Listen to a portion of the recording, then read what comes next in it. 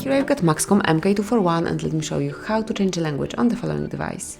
So at first let's open the list of all applications, then find and select the settings. Here under personalization you have to locate and open language and then go to the language, so it's the first step. And now from the following list simply select the language that you would like to have your device in. Let me pick for example Italiano, and that's it. As you can see, the whole device is set up in Italiano, so you can use it in this language. So Italiano is the default one right now. Then if you'd like to go back to the some other language, it can be English or any other language that you would like to apply, select the settings one more time, go to Lingua, which is for language, and here also Lingua for language, and locate this one that you would like to apply.